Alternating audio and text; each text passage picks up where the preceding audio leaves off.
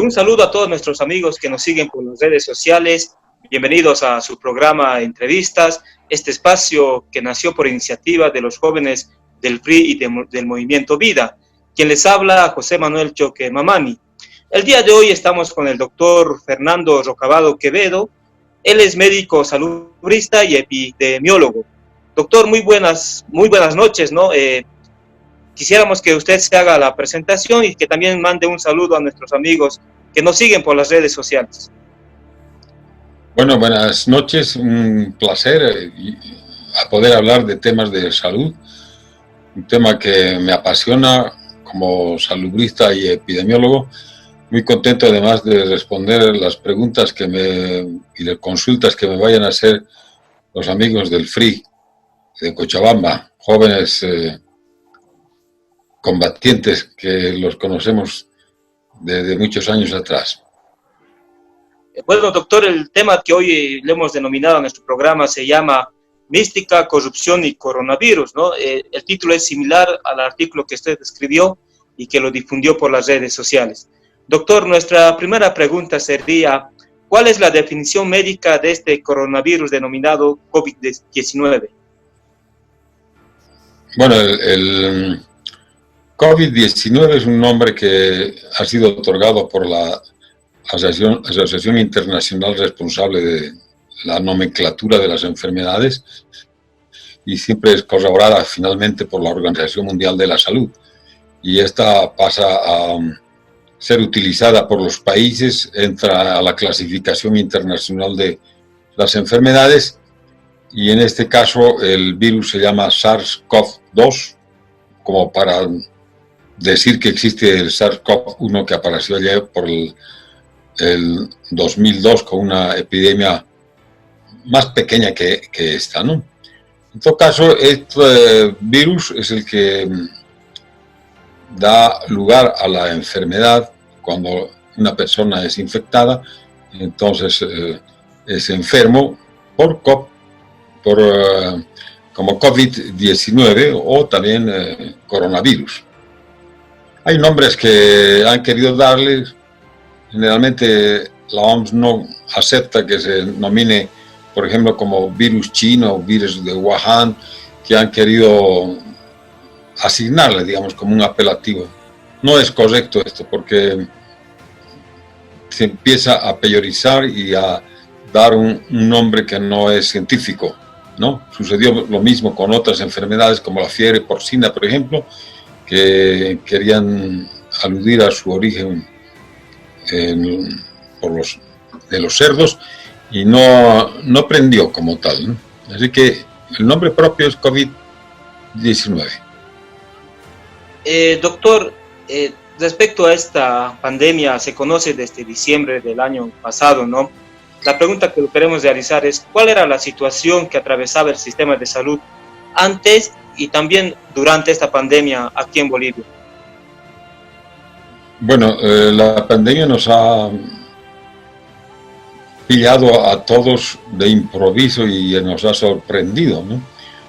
No solo en Bolivia, a nivel mundial ha sido una sorpresa la rapidez con la que se ha difundido esta pandemia alrededor del mundo, abarcando casi todos los continentes. En primera instancia, en el mes de enero ya habían 3 continentes afectados, fue cuando la OMS declaró la pandemia. Pandemia es una epidemia global, mundial. Y a nosotros nos pilla desde el 10 de marzo. El 10 de marzo fue el primer caso. Ustedes conocen nuestra situación política, no estábamos en la mejor de las situaciones, con un gobierno transitorio, preparándonos para las elecciones.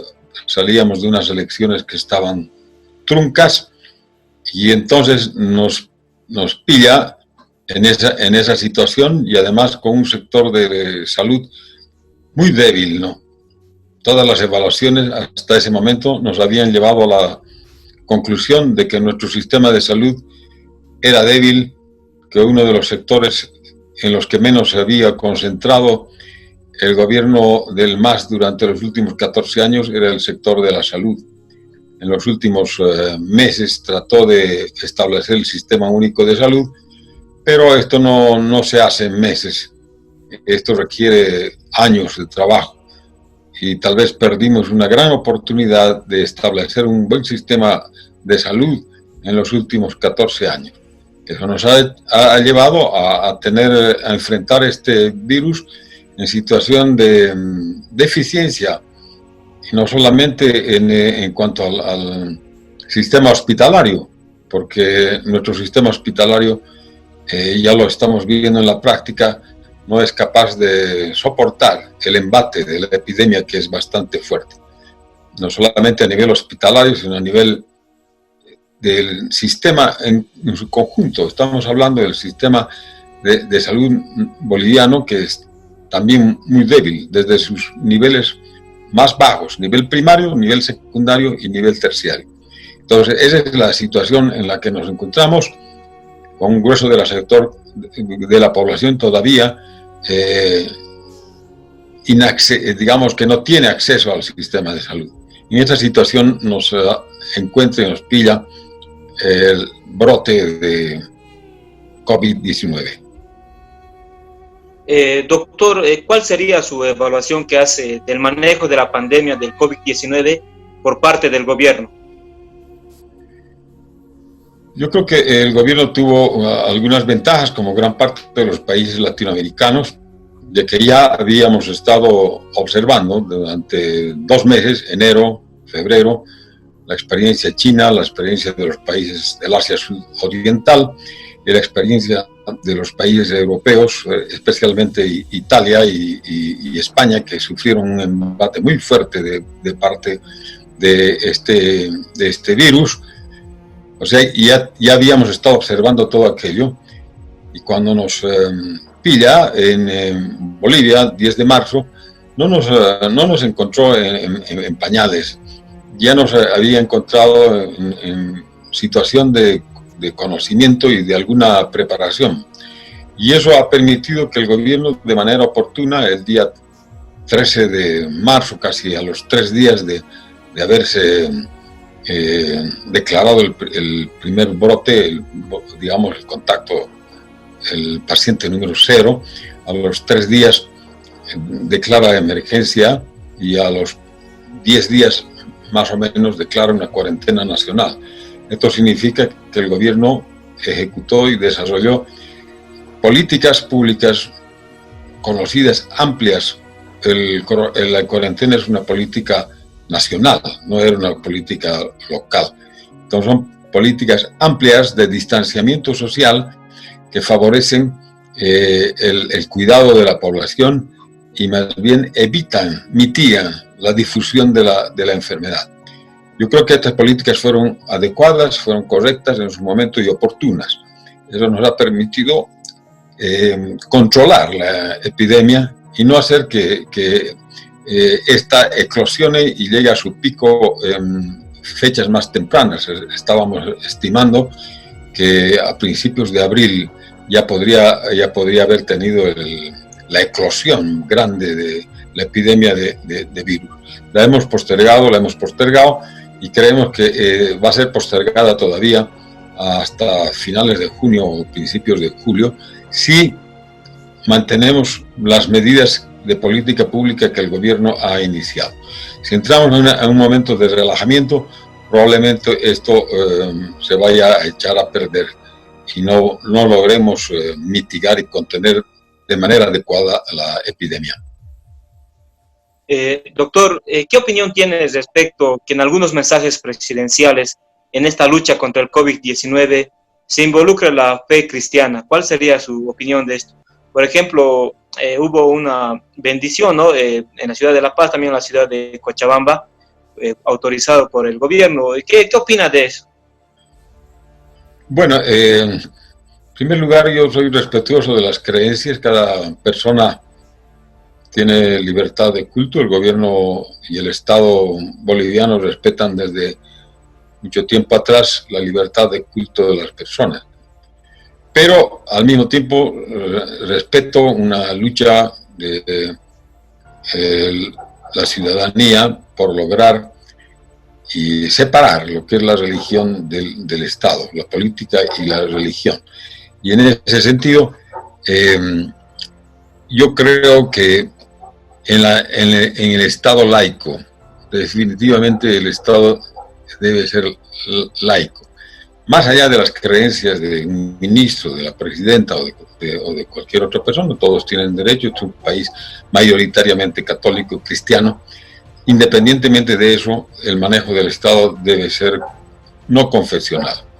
En ese sentido, no me parece correcto hacer gastos de ningún tipo para, por ejemplo, echar agua bendita a las ciudades. No le encuentro sentido desde el punto de vista de salud pública. Doctor, ¿cuáles serían las soluciones para mejorar la situación que hoy se encuentra el sistema de salud en esta lucha contra el COVID-19? Bueno, no vamos a dar soluciones al sistema de salud en un momento de crisis y de emergencia. Primero tenemos que solucionar el problema que se nos avecina sin descuidar los otros problemas que tenemos aparejados y que los teníamos ya antes de que llegue el virus, ¿no? Por ejemplo, tenemos una epidemia de dengue que se ha difundido de manera considerable. Hay localidades que tienen dengue al mismo tiempo que tienen el virus del COVID-19. Cochabamba, concretamente, he visto que hay casos de dengue en Colcapiro y dengue aquí en el sur de la ciudad. Hay ciudades que nunca han tenido, y localidades nunca han tenido dengue, y ahora gran parte de su población ha caído con dengue. El caso concreto de Capinota, por ejemplo, la mitad de la población se queja de que ha tenido dengue. Entonces, no podemos descuidar los problemas antiguos. Debemos enfrentar el problema nuevo, pero enfrentarlo como un tema de emergencia, y al mismo tiempo debemos pensar en los arreglos estructurales que requiere la salud pública y el sistema de salud boliviano, que fundamentalmente va por la articulación de los tres niveles de atención: el nivel de atención primaria, el de secundaria y el nivel de atención terciaria, que es el nivel 3 hospitalario. No podemos concentrarnos solamente en el nivel hospitalario. Es un tema muy largo para discutir, pero que vale la pena no olvidar como tarea fundamental, más que de este gobierno que es de transición, del gobierno siguiente, que va a tener que enfrentar con la mayor de las prioridades esta tarea fundamental. Doctor, ahora se está haciendo una investigación sobre hechos de corrupción, ¿no? Sobre los 170 respiradores. Doctor, ¿a quién se le hace responsable sobre estos hechos de la compra irregular de los respiradores y por qué desde su punto de vista? Bueno, lamentablemente surgió este problema que parece tener un fondo de corrupción, por lo menos por la intervención de la misma presidenta, que ha prometido que se investigue a fondo. La presidenta ha prometido que se va a llegar hasta el último de los culpables y se va a dar el castigo correspondiente. En ese sentido, creo que hay un proceso de investigación que lo va llevando adelante la Fiscalía.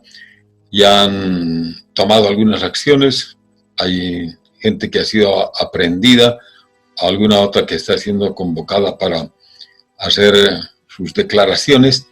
Entonces, sería aventurado decir que este es el culpable o este es otro culpable. No nos corresponde.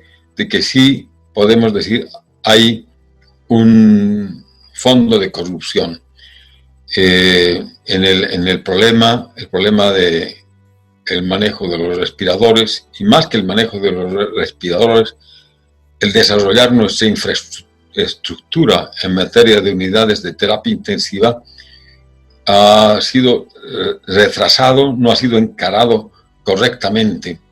Nosotros estimábamos que a estas alturas ya debiéramos tener unas 500 camas de UTI en el país, funcionando de manera adecuada, de manera completa, con sus máquinas, con sus camas, máquinas respiradoras, todo lo que significa tener una buena sala de UTI. Y de esta manera tener un tiempo un tiempo más para completar a unas 1000 salas de UTI, de manera que podamos con alguna solvencia afrontar la epidemia que se nos viene, ¿no? Porque de cada 700 nuevos casos, 700 registrados como nuevos casos, necesitamos aproximadamente diarios, necesitamos aproximadamente unas 500 UTIs que nos daría unas 35 camas libres durante cada día para poder alojar a los pacientes graves que necesitan estos servicios. No tenemos esa cantidad, no hemos tenido la capacidad de instalar y de responder a ese desafío. ¿Por qué? Porque en vez de concentrarnos en la compra de lo que debe ser, de lo que necesitábamos, que eran estos servicios, estos respiradores complejos que son para estar fijos en una sala de UTI, empezaron a comprar cualquier cosa. Aparece en el momento de la inauguración entregando unos UTI que dice que eran buenos para las salas intermedias o eran buenos para ambulancias. No necesitábamos eso, necesitábamos completar 500 camas de UTI bien instaladas. Entonces estamos perdiendo el tiempo, hay una negligencia y esa negligencia nos va a hacer pagar caro. Creo que ese es el problema más grave que existe, y tal vez una de las culpas más graves en esto recae en las autoridades del Ministerio de Salud, que no supieron proceder de manera adecuada en este sentido. Doctor, ¿para usted es creíble esa declaración de la presidenta de que se enteró de la compra con sobreprecio de los respiradores por redes sociales? Queríamos escuchar tu opinión respecto a esa declaración de la presidenta. Bueno, siempre hay que tener confianza, positividad, dar beneficio a la duda. Si la presidenta dice que no conocía, pues bien, no conocía, porque tampoco un presidente tiene necesidad de conocer en detalle todo lo que hacen sus ministerios. Me imagino que se hacen cientos de compras de manera diaria. Entonces, ella no tiene la obligación de conocer el detalle, ni qué marca, ni qué tipo de aparatos se está comprando. Lo que sí ya es un poco más dudoso es que a nivel ministerial no se conozca una compra de esa magnitud. 4 o 5 millones de dólares es una compra grande para un ministerio, más aún si viene de la cooperación del BID. Entonces, hay niveles en los que uno tiene que necesariamente conocer, más aún si voy a poner mi firma, ¿no? Entonces, en ese sentido que hay una responsabilidad, si no administrativa, por lo menos política, de parte de quien está poniendo las firmas en los cheques que se van a emitir. Ahora, doctor, bueno, Carlos Mesa en un principio ha planteado un diálogo nacional, ¿no?, a lo cual se están sumando muchos sectores. ¿Usted cree que este diálogo nacional mejoraría nuestra situación para enfrentar el COVID-19? Sí, yo creo que es uno de los líderes que con más fuerza ha estado convocando, pidiendo que se convoque desde un comienzo a un acuerdo nacional. Yo diría, en primer lugar, una especie de pacto político, un pacto político entre las diferentes fuerzas del país, las que estuvieron en la contienda electoral, incluyendo a los candidatos del MAS, todas las fuerzas políticas que analicen fríamente nuestra situación, el peligro en el que estamos, que no ha sido de ninguna manera superado, más bien el problema se nos viene cada vez con mayor fuerza, y en este sentido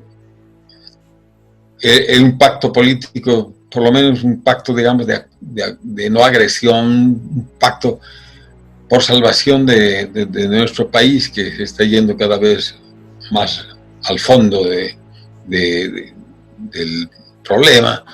Estamos entrando en una situación de crisis que atinge a todos. Entonces, es conveniente llegar a una especie de pacto político. Por otra parte, el gobierno tal vez actuó demasiado solo, requiere otro tipo de mecanismos y de organización para poder enfrentar, más allá de lo político, también la existencia de comités de emergencia, comités de crisis, que debieran haber, y yo lo planteé hace mucho tiempo, debiera haber en cada nivel de gobierno.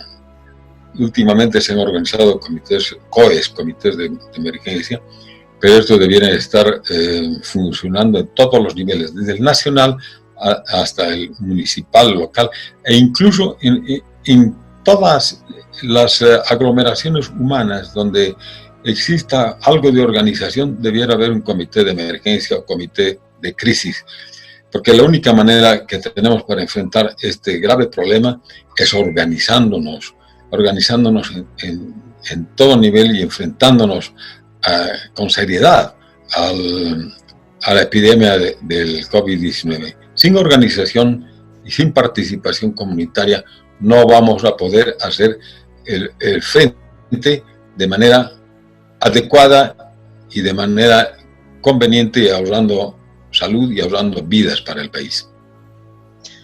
Doctor, si tuviera una oportunidad de dar un consejo o una recomendación a la presidenta, ¿cuál sería?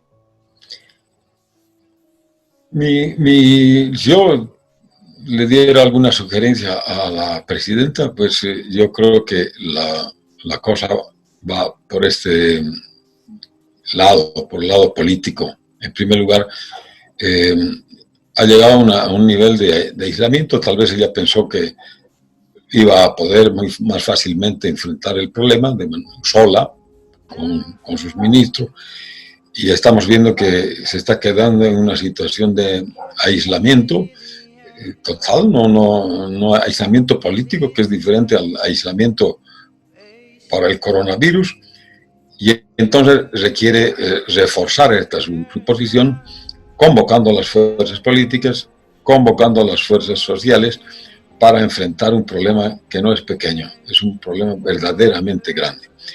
Y en este sentido, entonces, debe reforzar sus filas con un pacto político, escuchar a sus oponentes, escuchar a las fuerzas de la oposición y ver de qué manera en un ambiente de paz, de tranquilidad, se puede actuar operativamente mejor y con mayor eficiencia, evitando los grandes errores que estamos cometiendo en las últimas semanas. Bueno, ahora vamos a dar espacio a nuestros compañeros que están conectados a través del Zoom en este programa. Marcelo, tienes la palabra para poder moderar. Muchas gracias, doctor. Gracias, José. En este momento hay dos personas que están levantando la mano. Vamos a proceder a dar la palabra primero a Fernando Galindo, posteriormente a Claudia. Y buenas tardes. Mis saludos, doctor. Trinidad está atravesando por una situación deplorable frente a la epidemia del COVID-19. El día de hoy salió un artículo donde el doctor Alejandro Unzueta, de Trinidad, realizó la entrega de un tratamiento completo de medicamentos para el COVID-19 en el condominio El Dorado, haciendo mención de que es una revelación de Dios para poder curar a su familia. ¿Realmente hay una cura para el coronavirus? He leído algo sobre esta acción desarrollada por el doctor Valenzuela en Trinidad, pero usted sabe, estas cuestiones no se resuelven con acciones personales. Hay actitudes heroicas, hay actitudes filantrópicas, pero este es un problema que se resuelve con políticas públicas del Estado. Es un problema nacional que está empezando a subir la curva. En Cochabamba está subiendo alarmantemente podríamos ser la próxima Trinidad si seguimos a este paso. En Trinidad ha subido la curva y el número de casos tiene la mayor incidencia nacional. Creo que está por 65 o 70 casos por cada 100.000 habitantes, y Trinidad es una población pequeña, lo cual también es un gran problema, ¿no? Porque la epidemia se desarrolla sobre todo en las colectividades grandes. Lo lamentable y lo curioso es que Trinidad, con ser tan pequeña, ha dejado que el virus se difunda en medio de su población. Entonces, estas políticas tienen que ser ejecutadas aquí, coordinadamente, entre el gobierno nacional y el gobierno departamental y el gobierno municipal. Desgraciadamente, esta coordinación también ha faltado, y hemos visto en muchos de los casos, donde ni siquiera existía autoridad de sedes. En Trinidad, al comienzo de la epidemia, no tenían una autoridad de sedes, renunció el de sedes, tuvieron que cambiarlo. Entonces, ¿cómo puedes enfrentar a una epidemia cuando no tienes una cabeza departamental dirigiendo aquello? Sucede lo mismo en Cochabamba. Estábamos hasta hace unas semanas sin director de sedes, porque no había una coordinación entre los tres niveles de gobierno.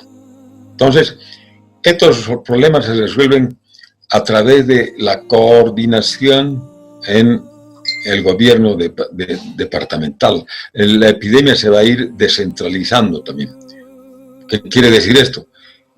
Que cada departamento va a empezar a sufrir ahora su propia problemática y su propia casuística. El Beni va a tener que enfrentar con sus propios recursos y con lo que podamos nosotros aportar para que ellos resuelvan. Agradecemos las actitudes filantrópicas como las del doctor Beniano. No sé cuánto dará, cuántos casos podrá solucionar, pero el problema es que tampoco tenemos digamos, científicamente hablando, no tenemos un tratamiento que resuelva eso. Se está hablando mucho sobre la ivermectina, la hidroxicloroquina, en fin, pero eso no está aprobado por las instancias científicas a nivel internacional. Estoy hablando, por ejemplo, del FDA norteamericano, organismos que aprueban el uso de medicamentos y su efectividad.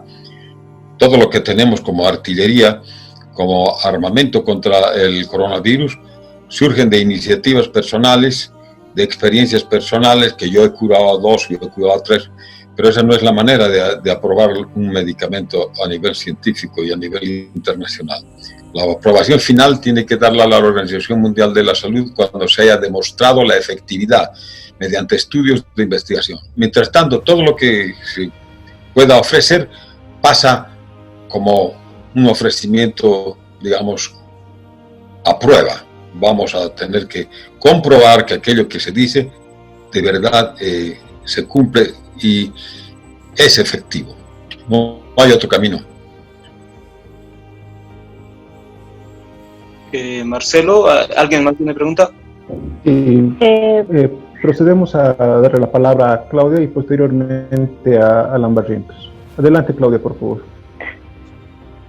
¿Cómo considera usted que se puede llegar a bajar o contener la curva de contagios del COVID y si sería efectivo el testeo masivo?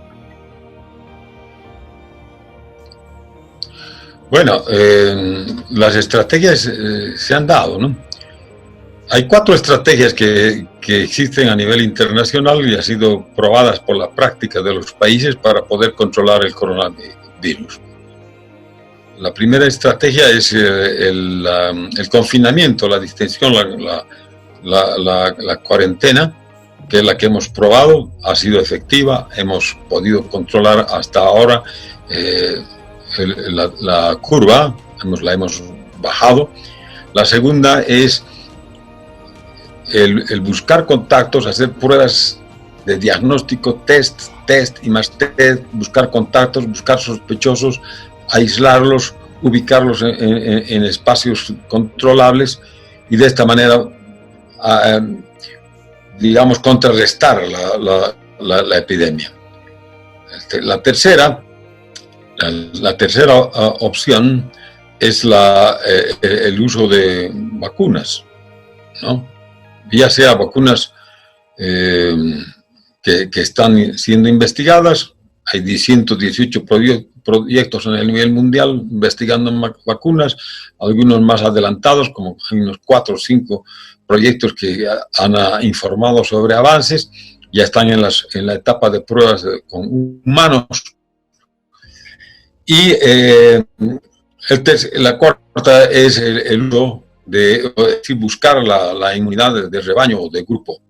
En esta estrategia era la esperanza de algunos políticos a nivel internacional, principalmente Johnson en Inglaterra, que tuvo que declinar, después Donald Trump, que no declina, pero ha hecho que su país ocupe el primer lugar en incidencia y en mortalidad a nivel internacional, y en este momento la estrategia de Jair Bolsonaro, que está provocando que el Brasil se convierta en el principal foco infeccioso de Latinoamérica y probablemente ya es el tercer foco infeccioso a nivel mundial.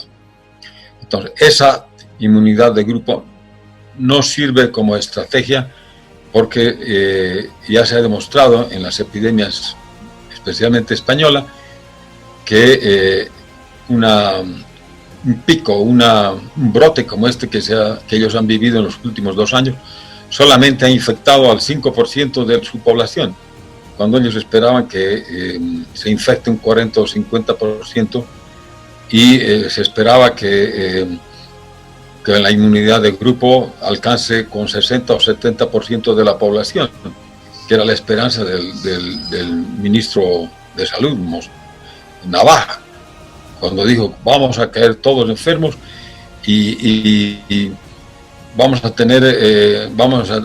ganar la batalla cuando el 70% de la población esté infectada. Pues ese 70% de la población estará infectada dentro de 10 años. Ahora no va a ser posible. Solamente si nos infectamos, vamos a infectarnos este año, unos 5 o 6% de la población. Y vamos a frenar la curva, pero vamos a tener una nueva ola de infecciones en el año siguiente. Alan. Hola, buenas noches. Buenas noches, ¿se me escucha? Sí, adelante, Alan. Está bien.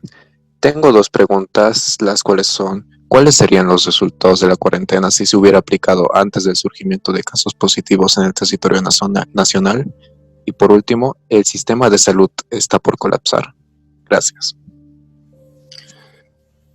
Como dije, la cuarentena yo creo que en Bolivia la aplicamos de manera temprana y de manera adecuada, porque prácticamente a los pocos días del primer caso, cuando había la posibilidad de controlarla, se hizo el distanciamiento social, lo cual fue positivo, fue adecuado, lo hemos comprobado con curvas, con gráficas.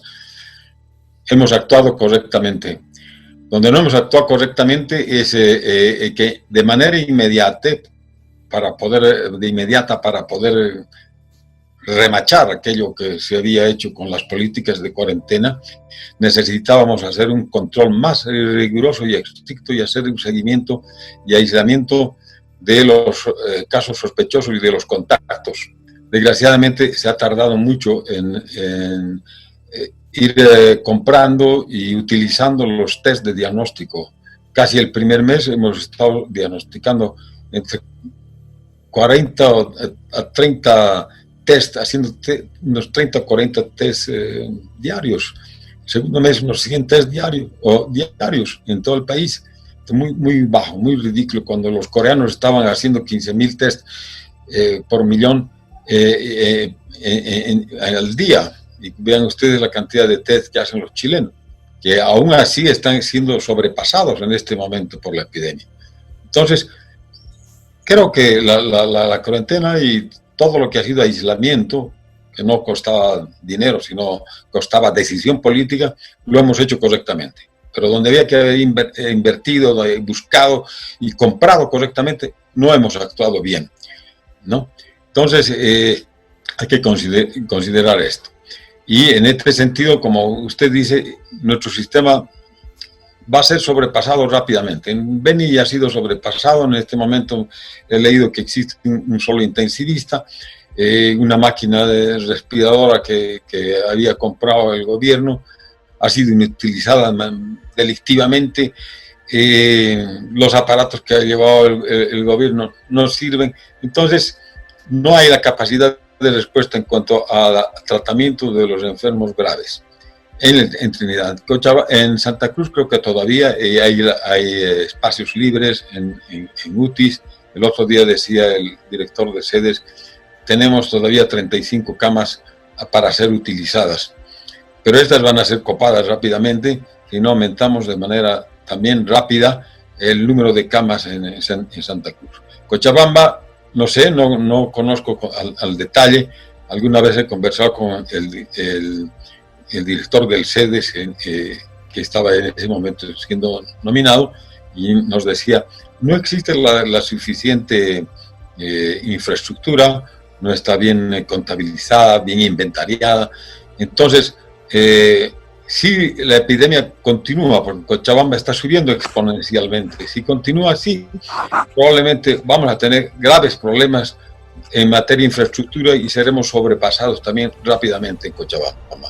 En Santa Cruz tengo la idea, he escuchado al alcalde Revilla, de que están preparándose y están mejor preparados en materia hospitalaria. Están adquiriendo 500.000 test o algo parecido y están queriendo soportar, aguantar mejor lo que se viene en materia de casos graves y no graves, porque los graves van al UTI, pero los no graves, los sintomáticos leves, van a un centro hospitalario y los sospechosos y contacto a centros por lo menos de observación.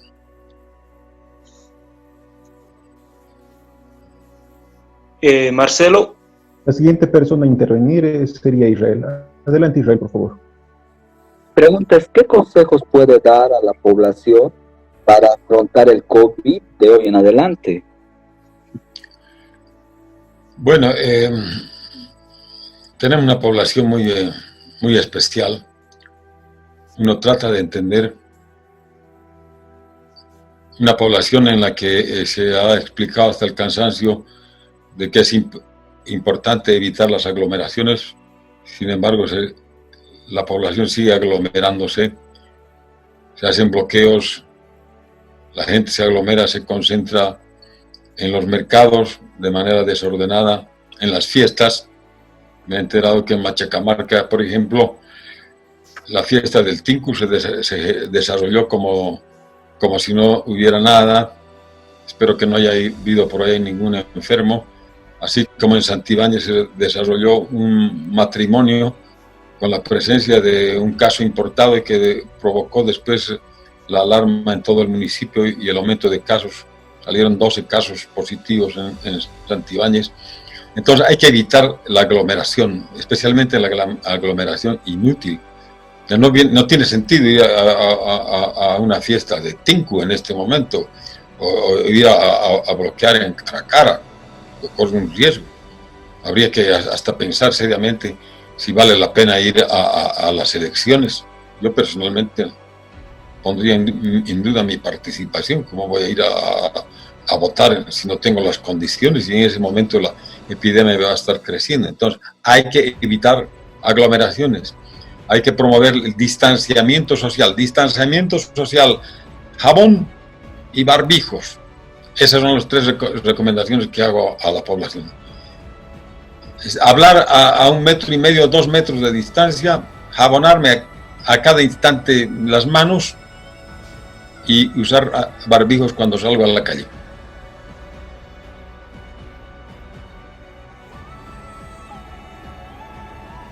No hay ninguna persona que está interviniendo. Si me permiten, quiero realizar una pregunta. Adelante, adelante, Marcelo.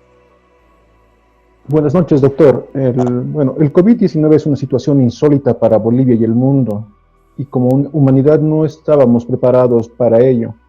Y dentro de todo ese contexto, hay un claro desconocimiento o incluso negación del virus por parte de la ciudadanía. Para corregir estos problemas, ¿cree que es necesario repensarse la educación? Y si es necesario repensarse la educación, ¿qué cambios deberían realizarse? Claro, ese es otro tema importante.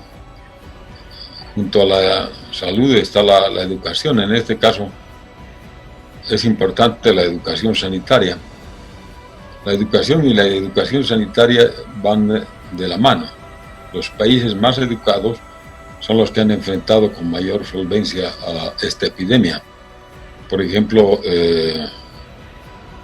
lo que pasa en Corea del Sur, el Japón o Nueva Zelanda, que han logrado controlar, por lo menos temporalmente, no hay ningún caso más en Nueva Zelanda, porque hacen los suecos, que entre ellos llegan a acuerdos sociales para no cometer errores, lo que hacen los belgas, en fin. Son poblaciones educadas que con alguna indicación y algunos son sociedades disciplinadas, ¿no? Me llamó la atención los japoneses. No hay mucho que enseñarles para decir no se den la mano o no se den besitos, porque normalmente es una cultura higiénica en ese sentido.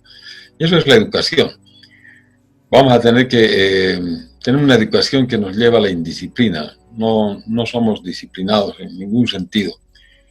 Pero en este momento lo único que queda es desarrollar la educación sanitaria, la higiene personal, hacer entender que el COVID es un riesgo muy grande. Si no creen, yo estoy esperando de que en algunas comunidades que no creían, de repente ahora hay unos 2 o 3 casos y ya la gente aprende, cumpliendo aquel dicho que con sangre entran las letras. Vamos a ver cómo va la cosa. Seguiremos. Esta epidemia no nos ha enseñado todavía todo lo que nos puede enseñar. Doctor, para concluir, Bolivia y Cochabamba también está pasando una crisis política, económica, social y sanitaria. ¿Cuál sería su mensaje para la población? Mi mayor mensaje en este momento es que pensemos en la crisis que estamos viviendo, en este virus, esta epidemia que nos está golpeando. Creo que a partir de ello vamos a repensar los otros temas que usted ha planteado. Cómo salir de la crisis económica es el siguiente paso. Cómo salir de la crisis política me parece importante. Todavía no hemos enfrentado de lleno el tema eleccionario. Tenemos que enfrentar sin mayores egoísmos el tema eleccionario. No podemos obligar a la gente o arriesgar a la gente a ir a elecciones, y de allí tendremos que pensar mediante esta especie de pacto político en un acuerdo también social, pensando en los más desposeídos, en la gente que no tiene acceso a los hospitales. No solamente en Bolivia, a nivel mundial se ha probado que los que tienen mejores servicios públicos de salud son los que están enfrentando de mejor manera esta crisis. Después de esta crisis vamos a tener que ver con mayor entereza, con mayor concentración, con mayor seriedad, cómo vamos a montar nuestros servicios sociales, empezando de lo que son los servicios de salud, pasando por todos los demás, la educación, la vivienda. Es un problema de vivienda. Allí donde haya hacinamiento, allí va a haber más muertos, como está sucediendo en este momento en el Brasil, ¿no? Vean ustedes el caso de Manaus. Entonces, estas crisis tienen que servir para que nosotros reflexionemos y pensemos seriamente en nuestra unión, nuestra salvación como comunidad, como país. Bueno, doctor, gracias por participar en este espacio, ¿no?, que lo difundimos por las redes sociales. Con esto concluiríamos, doctor, su despedida, y también invitar a nuestros amigos, ¿no?, que nos sigan a través de las redes sociales. Muchas gracias por la entrevista, un gusto haberlos colaborado, apoyado, y espero que tenga la difusión que ustedes están buscando con este su boletín. Muchas gracias. Bueno, muchas gracias, doctor, muchas gracias a todos por seguirnos, y les invitamos también a acompañarnos en nuestros próximos programas. Gracias.